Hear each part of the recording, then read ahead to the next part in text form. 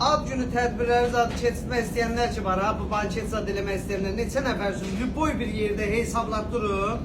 Məsələn 10 nəfərə sizə 1000 manat dedilər, nə 500 manat dedilər, ya 300 manat dedilər. Yarı yarıya qiymət çıxardıram. Yarı yarıya özdə gözünün qabağında pişəcək hər şey yüksək səviyyədə. Neçə nəfər istəyirsiniz? Ad günüdür, nə bilim yeyib içməkdir, nə bilim nəsə. Təşkil qabaqçıdan zəng eləyim, bircə gün qabaq və yaxud da 4-5 saat qabaq. Həll eləyək, gəlin geçək. Yeyib için.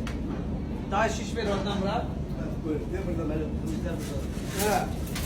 Qabaqcadan gəlirsiniz, deyirsiniz, mən də hazırlayıram, həll eləyirəm. Lüboy bir yerdən ucuz. Lüboy bir yerdən ha. Özdə ətə də fikir verir. Daha məndə Bangladeş, Kitay, nə bilim o, neydi o, haraləti idi daha o? Mangostan. Mangostan zaten ha. Normal öz dədə-baba ətlərimiz. Öz məhsulumuz. Öz məhsulumuz. Vətəndən alın, xeyir vətənə qalsın. İlyas'tan alın, xeyir İlyas'a qalsın. Ha? Görsən? Banket eləmək istəyənlər əlaqə saxlasınlar. Qəşəçini yeyib, çəyim burada. Hər şeyi də təşkil edirəm, problem yox.